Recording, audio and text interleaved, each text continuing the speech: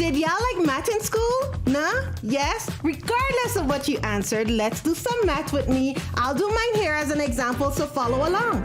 Let's reduce our birth dates to a single number. Full date of birth, mine, 08/16/1983. Now you go. Write on your date of birth, month, day, year. We've got time. I'll wait.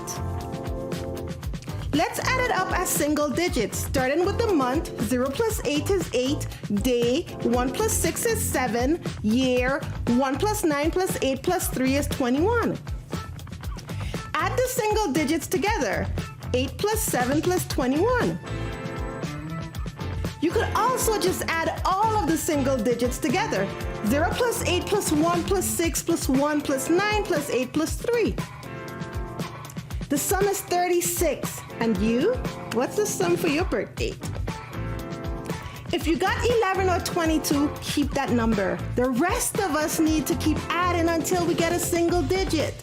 3 plus 6 is 9. My final number is 9. That's my life path number. And you? What's your number?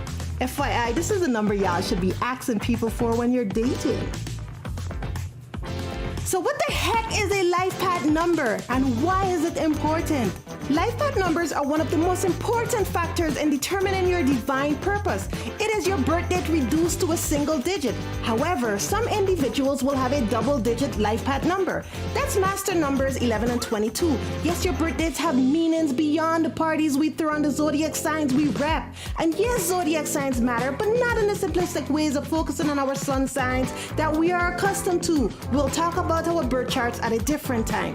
There are 11 life path numbers, 1 through 9, and 11 and 22. The double-digit numbers are master numbers in numerology. People with life path numbers 11 and 22 have some powerful roles to fill within our society because these numbers intensify the single-digit numbers they represent. 11, 1 plus 1 is 2, and 22, 2 plus 2 is 4. So these numbers intensify 2 and 4. But it's important to note that all life paths are equally important in contributing to the greatest good.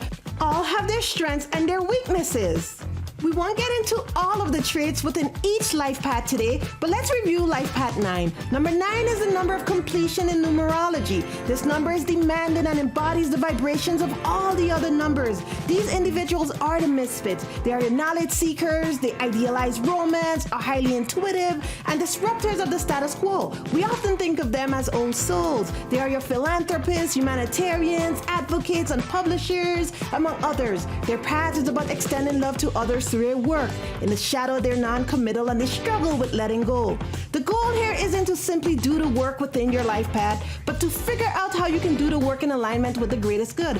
That's the true challenge. Coming into your divine purpose can appear as a difficult feat when you don't know where to start. But the reality is that it's not difficult to find at all. Your purpose already exists within you. You just need to connect the dots to find the answers you are seeking. Those dots include your personal story, along with some other factors such as the other elements in your numerology chart, to include your soul urge number, your expression or destiny number, and personality number, all of which we will unpack in journal number 7. Brainstorm with me. Most people do not live their life path because many of us don't accept the influence numerology and astrology have on our journeys. So instead we operate on the shadow side of our purpose. Remember, even when you decide that you don't want to participate, you are still in the game. You're just working from the shadow.